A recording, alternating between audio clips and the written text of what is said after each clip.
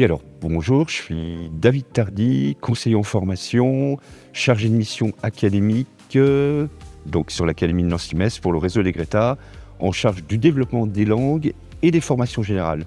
Dans les formations générales, il y a les compétences transversales, les compétences de base et tout ce qui est lié à la lutte contre l'illettrisme. D'où certainement la raison de ma présence ici aujourd'hui. Écoutez, quand on a vu un appel d'offres, on a répondu à cet appel d'offres et le Greta a été retenu, a eu le plaisir d'être retenu. Alors, via le pilotage donc, académique, mais aussi grâce à ma collègue qu'on verra tout à l'heure si je ne m'abuse, voilà, en charge du développement au local, sur ce dossier Première Marche, qui est donc un dispositif qui s'inscrit pleinement dans le cadre de la lutte contre l'illettrisme.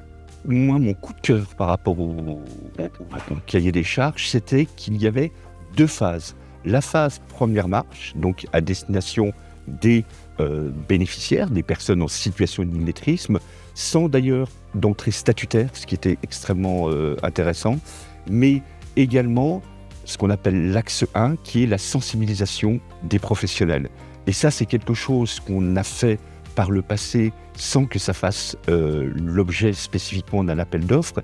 Et quand j'ai vu ça, j'ai dit il faut absolument qu'on y aille parce que c'est une opportunité de pouvoir former, informer les professionnels puisqu'ils sont les prescripteurs et que l'illettrisme, comme d'autres sujets, sont des sujets assez complexes et que si on ne sait pas ce que c'est que l'illettrisme, forcément, on ne peut pas faire vivre le dispositif en proposant à des personnes qu'on suit d'intégrer le dispositif.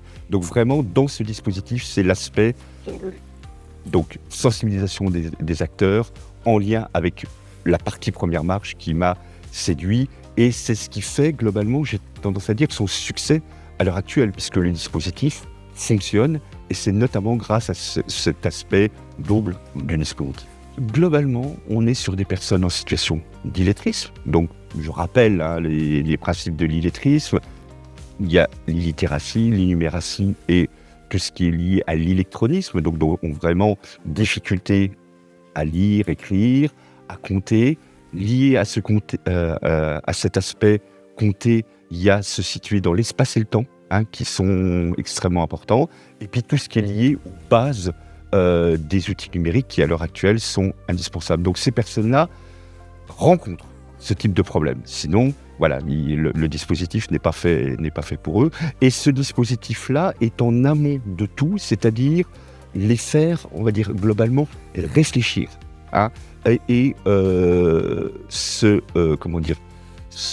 Rentrer dans une démarche de vouloir s'en sortir et de surmonter ces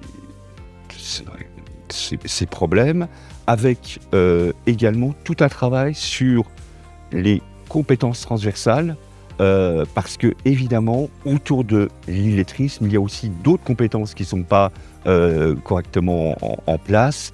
Travailler en autonomie, travailler en groupe, réagir aux imprévus, par exemple, tout ce genre de problèmes qui sont dans la nébuleuse autour de l'illettrisme. Et je crois que nos équipes y arrivent. Mais justement, ce côté sur la globalité de la personne et des aspects de ce qu'on aborde dans les ateliers. Justement, ce que j'évoquais, ce principe de travailler ensemble, il y a tout un aspect extrêmement ludique dans les activités. On est aussi sur des choses extrêmement concrètes, de l'aide au quotidien. Ce sont des personnes qui rencontrent des difficultés à réaliser les tâches quotidiennes. On n'imagine pas ce que c'est qu'une personne en situation d'illettrisme, ne serait-ce que pour aller faire ses courses à la boulangerie du coin, ou pour payer ses impôts, ou pour des tâches extrêmement simples. Donc du coup, tout ça, nos équipes sont formées à travailler là-dessus, mais également à ne pas penser qu'aux problèmes, mais aussi des aspects un peu ludiques. Moi, j'ai enseigné, j'ai été formateur pendant une quinzaine d'années dans le cadre de la lutte contre l'illettrisme, et en fait, les personnes vous le verrez certainement avec les témoignages, quand elles se mettent à travailler pour lutter contre l'illettrisme, leurs propres difficultés, elles se disent « qu'est-ce que c'est facile par rapport à ce que je pensais ?» C'est beaucoup plus facile de sortir de l'illettrisme que de se cacher. Où les personnes, bon, ça sera abordé certainement à un autre endroit, mais les méthodes que les personnes développent pour cacher leur illettrisme, en fait, quand elles commencent à apprendre à rentrer dans une dynamique d'apprentissage, et évidemment, première marche n'est que la première marche, j'aurais tendance à dire que tout est gagné. La NLCI, voilà, je côtoie entre guillemets la NLCI depuis sa naissance, mais également on travaille avec M. Fleury sur énormément de dispositifs, au-delà de celui-là, mais spécifiquement dans ce territoire vosgien, tel que c'est articulé avec les différents interlocuteurs. On l'évoquait tout à l'heure, l'exemple du COPIL, du comité de suivi mensuel, où tous les interlocuteurs autour du dispositif sont réunis. Ça permet évidemment de grandes choses. C'est-à-dire qu'on est plus fort quand on est plusieurs, y compris avec les organismes de formation impliqués. Donc voilà, il y a cet aspect travail en réseau partenarial qui est extrêmement important.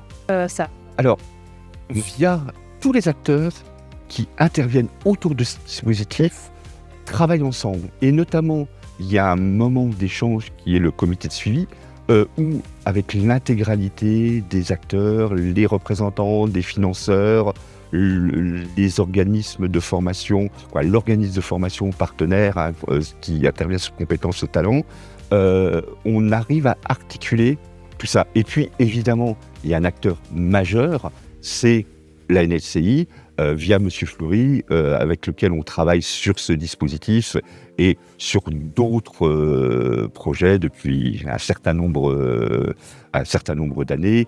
Et la NLCI est centrale par rapport à tout ça, de toute évidence. Et je ne suis pas en train de faire votre promotion.